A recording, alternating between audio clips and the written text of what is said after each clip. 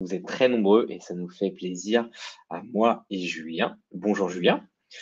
On va attendre 2 petites minutes pour que tout le monde se connecte. N'hésitez pas dans le chat en attendant à nous dire qui vous êtes, quelle société et surtout quel challenge, quelle problématique vous souhaitez résoudre avec un module achat qui va être le sujet de ce webinaire aujourd'hui. En attendant, on va pouvoir se présenter rapidement. À toi l'honneur, Julien, je te laisse te présenter. Merci Thibaut, bonjour à tous. Super excité d'être avec vous tous aujourd'hui. Je suis Julien, donc en charge du produit Spenddesk Procurement. Et j'étais avant ça CEO d'une société qui s'appelait OCO, dans laquelle on a créé un outil de procurement moderne pour toutes les boîtes de taille moyenne entre 50 et 1000 employés. On voulait venir centraliser toute la gestion des achats, depuis la création des demandes d'achat jusqu'à la création des bons de commande et le stockage des contrats. Et donc, je suis heureux de partager ce webinaire avec Thibaut aujourd'hui. Merci Julien. Pour ma part, donc Thibaut, ça fait 2 ans que je suis chez Spenddesk. Je m'occupe de l'équipe commerciale qui accompagne nos clients sur l'Europe du Sud, donc principalement la France et l'Espagne, et avec qui on échange particulièrement en ce moment sur ce nouveau module Procurement. On va attendre encore quelques petites secondes. Je vois que ça monte pas mal. On est très nombreux. Pour l'agenda, on va très rapidement vous partager quelques slides avant de plonger dans une démo du module achat pendant 30 minutes jusqu'à midi, en mettant à chaque fois, évidemment, les avantages et le ROI de chaque brique de ce module. Allez, on va pouvoir commencer. Il est 32. C'est parti. Donc, très rapidement sur Spenddesk, évidemment, on est une société française, on existe depuis 2016 sur la partie Spend Management. On a également depuis l'année dernière notre propre licence bancaire, Spenddesk Financial Services, ce qui nous permet de travailler partout en Europe, également aux USA, grâce à un partenaire. Vous nous connaissez tous, historiquement, on accompagne nos clients sur la digitalisation, la centralisation et l'automatisation des process liés à la gestion des dépenses. On propose une vision unique, exhaustive de vos dépenses en temps réel, que ce soit par carte, par note de frais ou les factures, afin de dégager du temps pour des tâches à plus forte valeur ajoutée pour l'équipe finance et plus d'efficacité et simplicité pour les employés qui ont besoin d'engager des dépenses. Et depuis l'année dernière, comme Julien vient de le mentionner, on ajoute maintenant la partie procurement, la partie achat, pour devenir la seule plateforme SaaS européenne qui va mener procurement plus spend management de manière ergonomique, user-friendly et surtout facile à déployer. Pourquoi le procurement, Julien? Alors, pourquoi le procurement et pourquoi maintenant Historiquement, on a des solutions de spend management qui étaient très bien adaptées pour gérer l'ensemble des dépenses et surtout les dépenses de cartes. Donc, des dépenses pas si critiques et pas très chères. On avait aussi des solutions de type P2P qui permettaient de gérer l'ensemble de toutes les dépenses, mais avec une implémentation qui était assez lourde et des solutions qui étaient très chères. Le but, c'est pour les entreprises de taille moyenne de pouvoir faire à la fois la gestion de ces dépenses de cartes et de notes de frais, ainsi que toutes les demandes de procurement qui nécessitent plus de contrôle tant sur la validation des demandes d'achat que sur la validation des factures, tout ça au même endroit avec une plateforme unifiée. Sans avoir cette solution, quels sont les problèmes qu'on a rencontrés chez tous ces clients d'entreprises de taille moyenne? Très souvent, lorsqu'on a 2 process qui ne sont pas unifiés, un process de carte et un process de demande d'achat, ça crée de la confusion chez les employés, mais aussi chez les parties prenantes qui sont censées revoir ces demandes d'achat ou ces contrats avec des process qui sont hors outils. Ça mène à des cycles d'achat qui vont être allongés de par la confusion et ces allers-retours entre les différentes parties prenantes de ces validations de demande d'achat. Certaines étapes critiques du process qui peuvent être complètement oubliées par les requesters, la validation juridique, la validation de l'IT sécurité lorsqu'on fait des demandes de logiciels ou lorsqu'on contracte avec des freelances qui vont avoir besoin de certains accès et donc de validation d'IT sécurité, des PR, donc des demandes d'achat et des bons de commande qui vont être dispersés entre plusieurs systèmes, voire sur des fichiers Excel, ce qui fait perdre en visibilité, des dépenses qui risqueront d'être hors budget, puisque en fait, si on ne capte pas la demande d'achat à l'initial, souvent on va se retrouver à devoir payer des factures après l'engagement. Concernant les demandes récurrentes, souvent pour les logiciels, des échéances de renouvellement qui sont manquées. Donc, parce qu'on a un système qui ne permet que de payer et pas de stocker tous ces engagements et ces dates de renouvellement, on va rater ces renouvellements. Et donc, plus enfin de risques de fraude et des heures perdues chaque mois pour traiter ces bons de commande et ces rapprochements avec les factures. Notre solution pour régler tous ces problèmes, elle est assez simple. C'est de dire, on va garder le système Spendesk qui fonctionne jusqu'à présent et on va centraliser à la fois le spend management et le procurement pour avoir l'ensemble de tout ce processus d'achat et de paiement sur une même plateforme. Donc, ce que ça va donner, c'est tout d'abord capter l'ensemble des demandes d'achat créées par des employés avec des formulaires qui sont ergonomiques et dynamiques qui vont s'adapter à votre propre politique interne. Derrière cette demande d'achat, on aura une revue par les différentes parties prenantes. Donc, non seulement sur la partie budgétaire, ce qui existe et existait sur Spendesk jusqu'à présent, avec un focus très particulier sur les validations budgétaires, mais aussi la possibilité de mettre dans la boucle de validation et de revue les autres départements qui font partie prenante de ce processus d'achat, l'équipe d'IT sécurité par exemple, l'équipe légale, l'équipe procurement, lorsqu'elle va venir en support pour négocier le prix ou la qualité des contrats avec les fournisseurs, le FP&A si on est sur des budgets qui nécessitent des budgets supplémentaires, et tout cela grâce à un système qui permet de déclencher ces validations conditionnelles aux informations qui seront fournies par les employés. Et une fois qu'on aura eu la validation de cette demande d'achat, puis la validation du fournisseur et du contrat, on pourra créer son bon de commande dans Spendesk, soit un bon de commande sur lequel on viendra rattacher des factures, soit des cartes virtuelles à usage unique ou récurrent pour payer ses achats, ce qui permettra en bout de chaîne de relier les dépenses avec les engagements, tout ça au même endroit via Spendesk. Merci Julien. Eh ben, écoute, quoi de mieux que de montrer tout ça en live? Je te laisse partager ton écran et on part directement en démo. Eh ben, allons-y. Donc, l'interface que vous voyez, c'est l'interface de Spendesk sur laquelle on est venu rajouter un nouveau module qui est le nouveau module de procurement et des nouvelles typologies d'achat. Imaginons que je sois un employé. Donc, je suis Julien, je suis dans l'équipe produit de Spendesk et je dois faire une demande pour acheter un abonnement pour mon équipe à ChatGPT, un abonnement sur lequel j'aurai un engagement annuel et sur lequel je viendrai payer tous les mois. Ce que je vais faire, c'est que je vais aller sur Nouvelle demande dans Spendesk et je vais créer ma demande de procurement. L'employé va faire une demande de procurement, on ouvrira le portail procurement et là, vous aurez autant d'entrées que de process procurement que vous allez vouloir mettre en interne. Ici, dans mon exemple, ce que j'ai fait, c'est que j'ai créé une typologie de demande pour les demandes de logiciels, pour les renouvellements de logiciels, pour tout type de demande d'achat qui nécessite un onboarding fournisseur et pour une demande de freelance. Toute cette partie, ce que je montrerai en deuxième partie, est complètement configurable. Donc, on va pouvoir créer les formulaires et les workflows de validation qui seront adaptés à votre propre politique achat. En tant qu'employé, je reviens à mon exemple, je vais vouloir demander l'utilisation de OpenAI.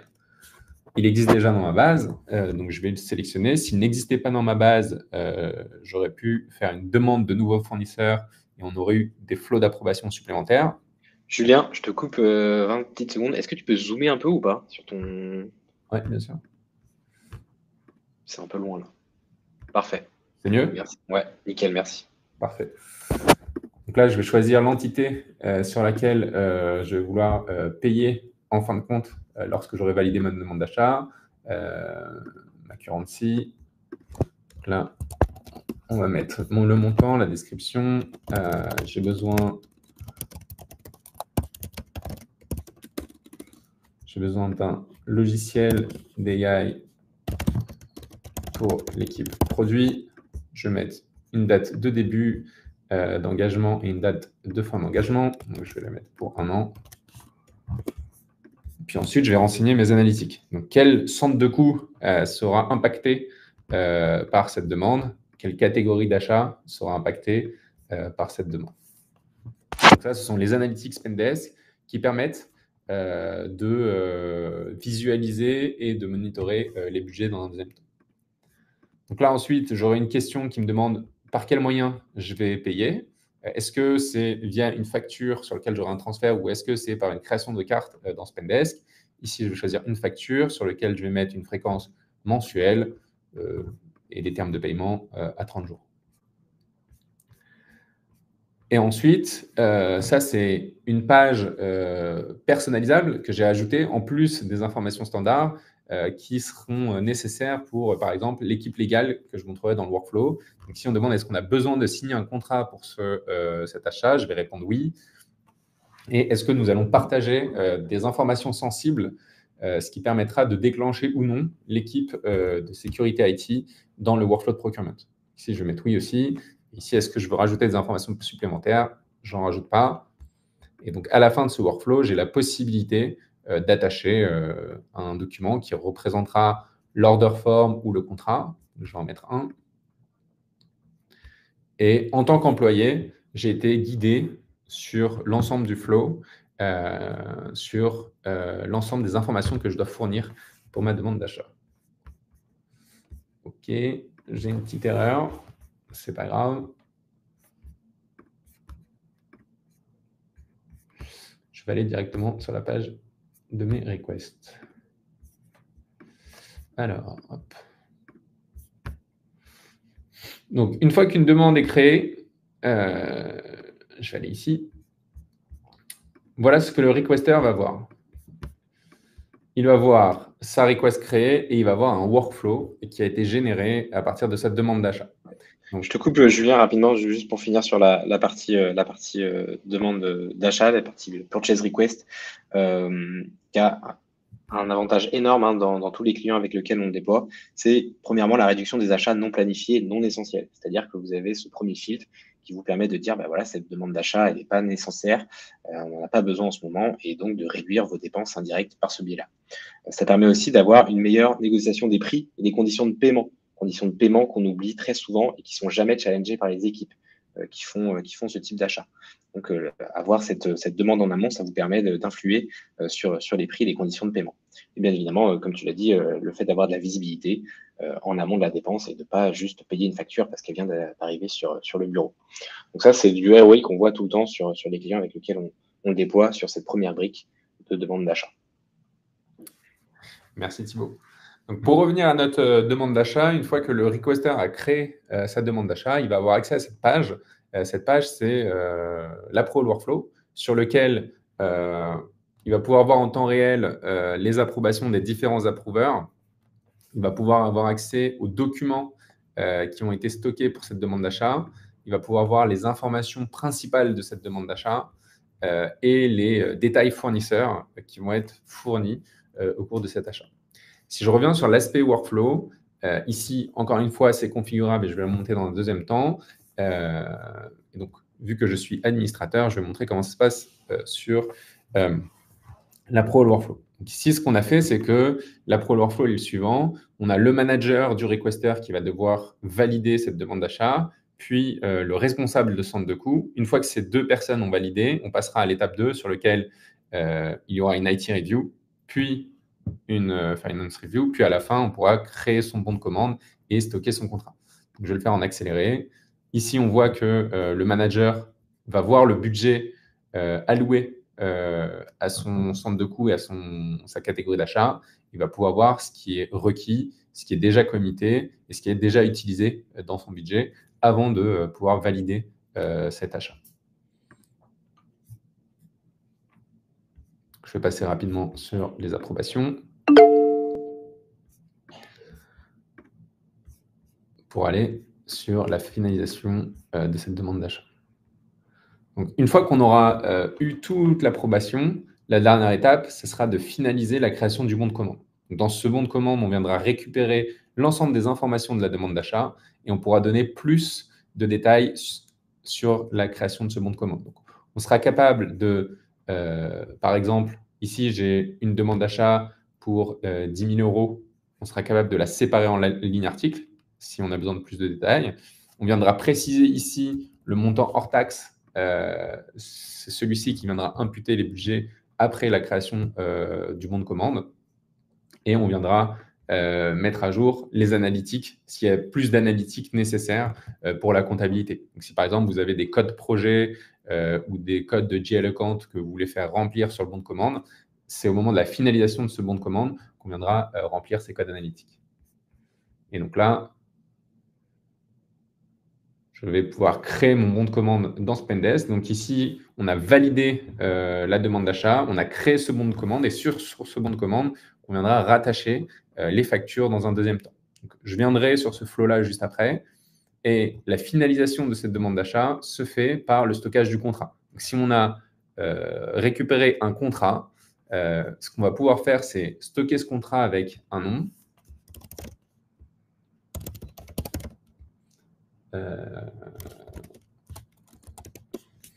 Et on va pouvoir mettre le montant total de ce contrat, les dates de début, dates de fin. On va pouvoir indiquer si ce contrat va s'auto-renouveler ou pas. Est-ce qu'il y a une date de dénonciation sur ce contrat?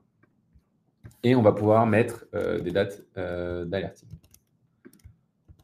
Là, on va pouvoir indiquer qui, côté employé, est responsable de ce contrat. Donc, c'est la personne qui sera à la fin du contrat notifier que ce contrat arrive à terme et pourra décider de renouveler ou pas ce contrat. Et puis voilà, sur la finalisation de cette demande d'achat. Donc, pour résumer ici, ce qu'a fait l'employé, c'est qu'il a fait sa demande d'achat, il a obtenu toutes les validations cross-fonctionnelles de son achat, il a finalisé la création de son bon de commande et enfin, il a stocké son contrat, notamment pour monitorer les renouvellements et même les engagements tout au cours de l'année. Je vais passer sur la partie bon de commande maintenant. Donc, une fois qu'on a généré ce bon de commande, il faut imaginer que plus tard, on va vouloir rattacher une facture avec ce bon de commande. Donc, je vais aller dans la partie Spendesk sur les bons de commande. Ma demande d'achat est terminée. Plus tard, je viens et je reçois une facture que je veux rattacher à un bon de commande. Donc, ce que je vais faire, il y a plusieurs manières pour réceptionner des factures dans Spendesk. Soit je viens dans mon Spendesk et je viens télécharger ma facture qui sera automatiquement rattachée à mon bon de commande. Soit je fournis à mon fournisseur une adresse générique sur laquelle, lorsque je recevrai une facture, elle viendra automatiquement se télécharger dans Spendesk et se rattacher au bon numéro de bon de commande. Donc, pour la démo, ce que je vais faire, c'est que je vais télécharger une facture. Ce que je vais faire, c'est que je vais télécharger une facture sur un bon de commande qui existe déjà sur OpenAI. Là, je télécharge ma facture. On a notre petit robot Marvin qui va venir scanner et austériser la facture pour extraire les données. Le robot a reconnu que j'ai une facture sur le PO numéro 8, donc sur le bon de commande numéro 8. Ce qu'il a fait, c'est qu'il est venu rattacher cette facture à ce bon de commande numéro 8 qui avait un budget total de 288 €. Et nous, ce qu'on est en train de faire, c'est qu'on va vouloir créer une facture de 24 € qui va venir décompter ce bon de commande. Ici, on a pré-rempli la date d'émission de cette facture, la date à laquelle cette facture doit être payée, le numéro de cette facture et la description. On la récupère du bon de commande sur lequel on a rentré la description. On vient aussi pré-remplir les centres de coûts et les catégories de dépenses qui proviennent aussi du bon de commande auquel ça a été rattaché. Et une fois que je soumettrai ma facture, elle sera rattachée à mon bon de commande. Voilà pour la partie du flow de rattachement de la facture avec mon bon de commande. Je vais désormais retourner sur la partie procurement pour parler plus de la configuration. Ouais, merci Julien là-dessus pour finir sur la partie workflow. Principal avantage, donc effectivement, d'avoir des workflows personnalisés en fonction de la demande. Donc vos employés perdent, et vous en interne, vous perdez plus de temps à savoir si c'est le bon process, si c'est la bonne personne qui doit valider. Tout le monde gagne du temps car le système nous interroge uniquement si c'est à notre tour de valider. Et vous pouvez échanger avec la personne qui doit valider sans embêter tout le reste de la chaîne de validation.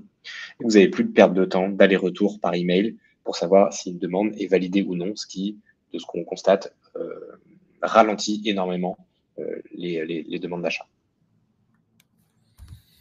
Ok. Je propose qu'on fasse la démo et qu'après on prenne les questions. Peut-être que je répondrai en montrant la réponse aux questions. Ouais, Donc, je réponds en parallèle dans le chat, mais effectivement. Ok, parfait. Donc, sur la configuration maintenant de ces workflows achats, si on se rend dans le module procurement et qu'on va dans l'entrée process, c'est ici qu'on va configurer les formulaires de demande d'achat ainsi que les workflows de validation de ces demandes d'achat. Donc ici, ce qu'on voit, c'est qu'on a plusieurs tables. Une table active qui représente l'ensemble des workflows qui seront affichés dans le portail achat que j'ai montré plus tôt. Et donc ici, ce qu'on voit, c'est qu'on a créé 4 types de workflows.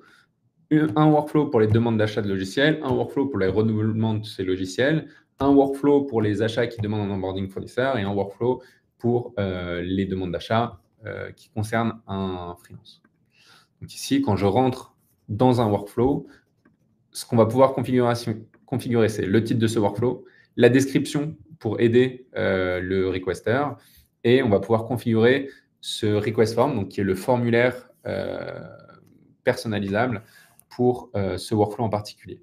Donc, sur cette partie formulaire, ce qu'on fait, c'est qu'on pousse un standard. Donc, ce standard, il demandera le nom du fournisseur et on pourra venir chercher dans sa base Spendesk un fournisseur existant ou demander la création d'un nouveau fournisseur.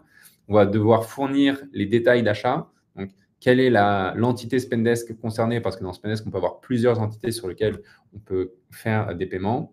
La devise, le montant de cette demande d'achat, la description de l'achat, la date de début et la date de fin de cet engagement, le centre de coût qui sera imputé en termes de budget et la catégorie d'achat qui est le sous-budget qui sera impacté sur les budgets. Ces deux premières étapes sont des étapes standards. Tout le reste sont des étapes configurables. Donc, si vous voyez ici, ce que je peux faire, c'est que je peux créer une nouvelle page. Quand je clique sur Add Step, je peux créer une nouvelle page de formulaire. À l'intérieur d'un formulaire, ce que je peux faire, c'est que je peux créer autant de champs que je veux. Donc, si je prends cette page-là, Contract and Data Information, c'est l'ensemble des questions qu'on pose et qui vont être transmises à l'équipe légale.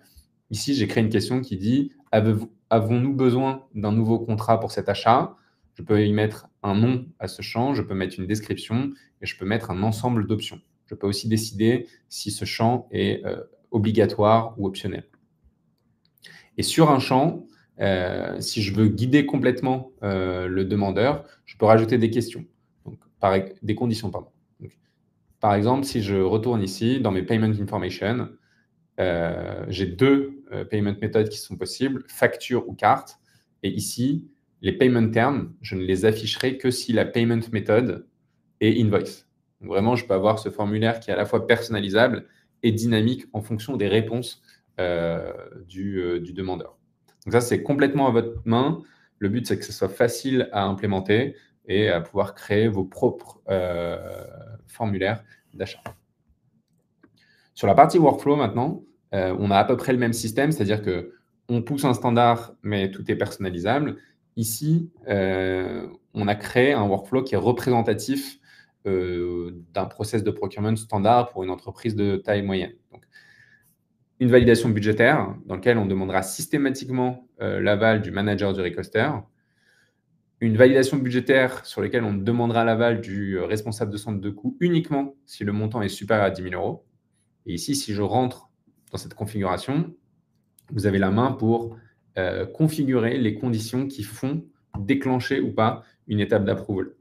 Vous pouvez aussi, ce que j'ai fait, c'est que j'ai assigné un responsable de centre de coût. Ici, vous pouvez assigner sur un approval soit le manager, soit le responsable de centre de coût, soit d'autres attributs qui ont attrait à votre organisation, ou bien décider d'une personne nominative. Par exemple, si on veut impliquer le directeur financier pour les plus gros montants, on peut mettre une condition pour un achat supérieur à 100 000 € par exemple, et choisir directement le nom du directeur financier dans la chaîne d'approbation. Et donc, c'est ce que j'ai fait sur l'ensemble des autres étapes de validation. On a la validation budgétaire, puis on a la validation cross-fonctionnelle, l'équipe légale. Donc ici, ce que j'ai fait, c'est qu'on peut aussi assigner des équipes. Donc, on peut créer dans Spendesk Procurement des équipes. Donc, par exemple, ici, j'ai créé une équipe légale dans laquelle j'ai mis 2 personnes de l'équipe juridique qui seront tout le temps en charge des contrats fournisseurs. Donc, ici, j'ai assigné cette équipe légale. Par défaut, il y aura un des membres qui viendra faire cette étape de revue, mais l'autre personne de l'équipe pourra venir aussi et compléter la revue si nécessaire. Et pareil, ici, j'ai mis une condition. Donc, on ne déclenchera la legal review que si il y a un contrat qui a besoin d'être signé et que ça a été indiqué dans la demande d'achat. En termes de workflow d'approbation, c'est les seuls points que je voulais mentionner. Et on va passer sur la partie contrat. Alors, pour finir, sur cette partie procurement, ce qu'on a expliqué, c'est qu'on pouvait créer des demandes d'achat, qu'on pouvait les personnaliser, qu'on pouvait guider le demandeur. On allait pouvoir créer des bons de commande sur lesquels on pouvait rattacher des factures. Et on peut aussi, dans ce workflow, venir stocker ce contrat. Et une fois que le contrat sera stocké, il viendra se stocker sur cette page-là. Donc, cette page, c'est la page où on peut voir l'ensemble de tous les contrats stockés pour notre entreprise. Donc, ces contrats-là, on va avoir un contrat avec le nom du fournisseur, un nom de contrat, le montant total de ce contrat, le montant annualisé de ce contrat, les dates de début et de fin de contrat, si le contrat s'auto-renouvelle ou pas, qui est une information très importante pour les renouvellements, les dates de préavis si un contrat se renouvelle automatiquement et qu'on a une date de préavis, et l'ensemble des dates d'alerting qu'on aura configurées pour ces contrats récurrents. Et enfin, on aura le statut de ce contrat, est-ce que ce contrat est actif, expiré ou terminé, et le contract owner de ce contrat. La manière dont on a pensé cette page contrat, c'est qu'on a une vue en pipeline, c'est-à-dire qu'on aura l'ensemble des contrats actifs, c'est-à-dire tous les contrats qui ont une date de début et date de fin qui sont avant aujourd'hui et après aujourd'hui. Ensuite, on aura tous les contrats qui arrivent à renouvellement. Donc, c'est tous les contrats qui sont à moins de 4 mois du renouvellement.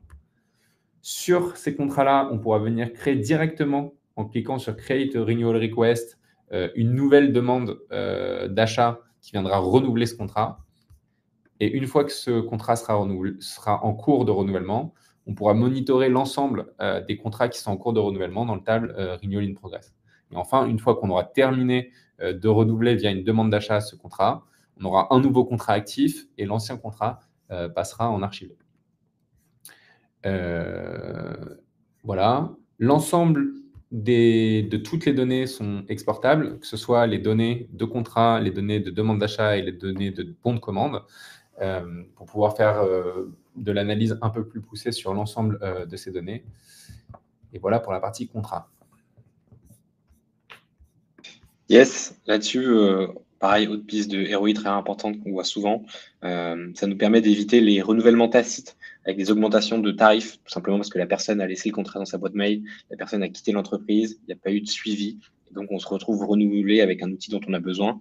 On n'a pas pu renégocier et on a subi une augmentation, ce qui est particulièrement vrai pour les outils SaaS. Ou pire, on évite les renouvellements de contrats qu'on voulait couper, qu'on voulait arrêter. On ne se retrouve pas à payer 2 ans de plus pour un outil dont on n'a plus besoin. Dernier gros avantage qu'on voit souvent, c'est que ça responsabilise les managers et ceux qui doivent, parce que du coup, ils doivent surveiller leur contrat pour relancer les renégos en temps et en heure. Parfait, merci Thibaut.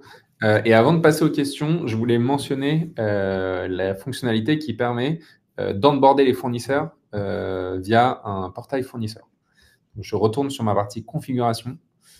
Et donc, dans la partie configuration, ce qu'on va pouvoir faire, c'est qu'on va pouvoir ajouter plusieurs types de tâches. Donc, soit des approvals, c'est ce que j'ai montré plus tôt. La création du bon de commande, c'est aussi ce que j'ai montré plus tôt. On peut créer des tâches d'onboarding fournisseur. Que feront ces tâches? On pourra les attribuer à notre contact fournisseur principal. Et en fait, on pourra leur envoyer un ensemble de formulaires et leur demander des documents directement via un portail fournisseur. Je vais vous faire la démonstration de ce portail fournisseur en allant sur une demande d'achat qui en contient une. ici.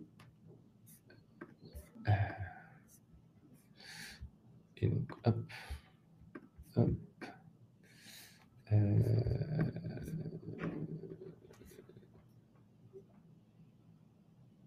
Alors, voilà. Donc là, pour transmettre ce portail fournisseur, ce qu'il faut faire, c'est qu'il faut rajouter un contact. Donc, je vais rajouter un contact fournisseur avec un email.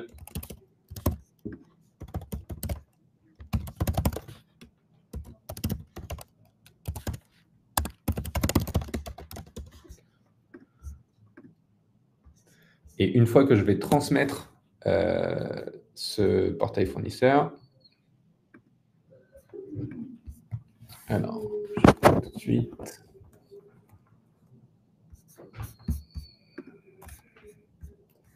Je vais pouvoir transmettre.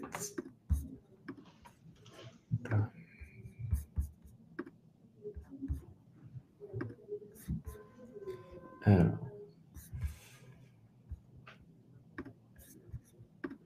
Donc, je pourrais transmettre ce lien à mon fournisseur. Alors, je vais juste arrêter de partager parce que je vais aller dans ma partie mail. Et je vais juste après.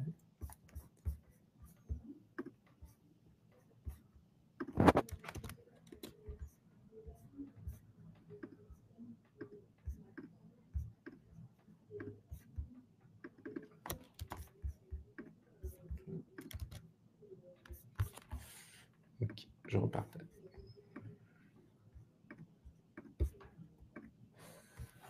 Ok, donc là, j'ai transmis le mail à mon fournisseur. Désormais, je suis le fournisseur, je rentre mon mail, je vais envoyer un lien d'authentification. Et quand je vais me rendre sur mes mails, je vais recevoir un mail de Spendesk en tant que fournisseur qui me demande de me loguer sur ce portail fournisseur.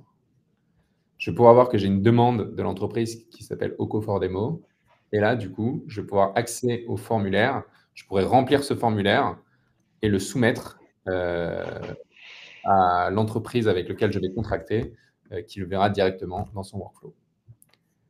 Et tout ça, c'est configurable de la même manière que vous pouvez configurer les formulaires de demande d'achat. Vous pouvez aussi configurer l'ensemble des formulaires et des documents que vous voulez récupérer directement chez le fournisseur. Et voilà pour la partie portail fournisseur. Thibaut, on peut prendre des questions. Ouais, merci Julien. Alors, il y en a pas mal, j'ai répondu. Je voulais répondre à une autre, je la recherche. Tac, tac.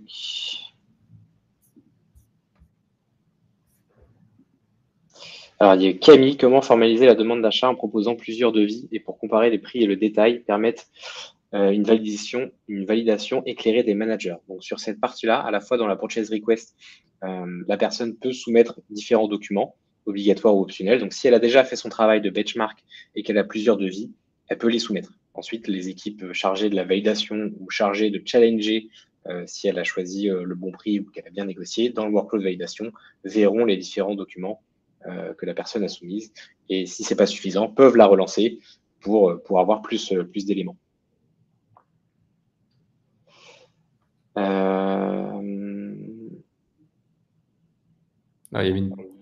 J'ai vu une question sur les contrats. Une question de Agnès. Les contrats sont-ils éditables dans le module ou cela est-il fait hors module? Alors, les contrats sont stockables dans le module. On peut venir stocker les informations principales, mais si on doit éditer les contrats, ce se fera hors module, sur un logiciel de contract management.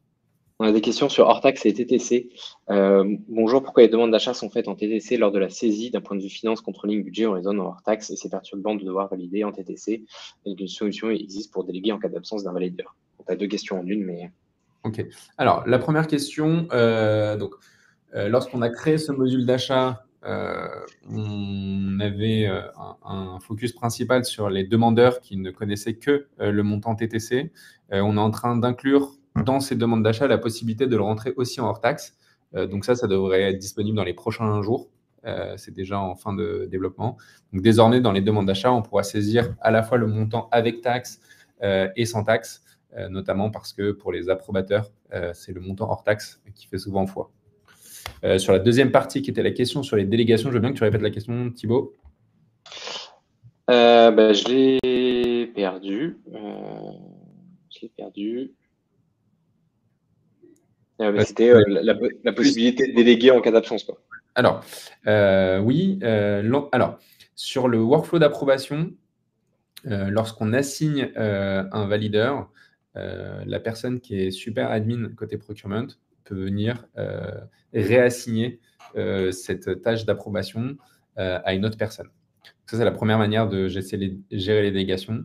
Si on assigne une tâche à une équipe, l'ensemble des membres de l'équipe peuvent venir se réassigner la tâche et compléter la tâche. Je reprends une question sur le prix. On parle ici d'un module qui sera dispo pour tous les clients ou d'une extension payante. Donc, c'est une extension, c'est un module standalone. Il faut vraiment distinguer votre Spendesk, Spend Management et la partie Procurement. Peu importe votre plan, votre niveau de licence sur Spendesk, il faut souscrire au module Procurement à part, avec un coût fixe, pas de variable. Alors, je lis aussi une question. Bonjour, est-ce possible de générer des commandes fournisseurs de marchandises pour rattacher les factures ou c'est uniquement pour des abonnements et des frais généraux? Oui, on peut tout à fait générer des commandes fournisseurs de marchandises sur lesquelles on pourra générer un PDF à transmettre aux fournisseurs et on pourra venir rattacher ces factures. Donc, c'est absolument pas que pour les abonnements et les frais généraux. La méthode paiement carte uniquement pour les cartes virtuelles. Alors, pour le moment, oui. On pourra créer des cartes virtuelles et des cartes récurrentes virtuelles via le workflow de procurement.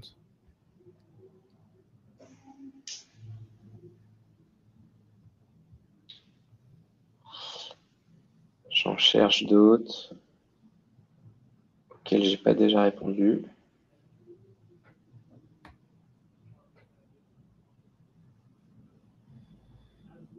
Donc oui, les managers sont relancés s'ils ont du retard sur leur traitement des bons de commande via des alertes. Et voilà. Écoutez, pour finir, 12h17, on a un petit peu dépassé, on a eu beaucoup de questions. Merci beaucoup pour tous ces détails. Pour la suite, effectivement, vous avez deux possibilités. Vous avez soit votre CSM qui vous accompagne au quotidien pour des questions opérationnelles, pour valider les exports. J'ai vu des questions passer sur les exports. Ou si vous êtes intéressé par le module en tant que tel, pour aller plus loin, découvrir votre besoin, vous faire une démo personnalisée et travailler avec vous également avec un axe de ROI. Vous pouvez aussi rentrer en contact avec nous et un account manager prendra le relais pour faire ce travail avec vous.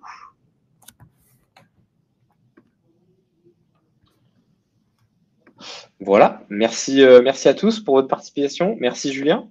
Merci Thibaut, merci à tout le monde pour la participation et on repassera sur les questions et ravi d'y répondre si vous voulez des informations complémentaires. Yes, merci à tous, bonne journée et un bon appétit. Bonne journée.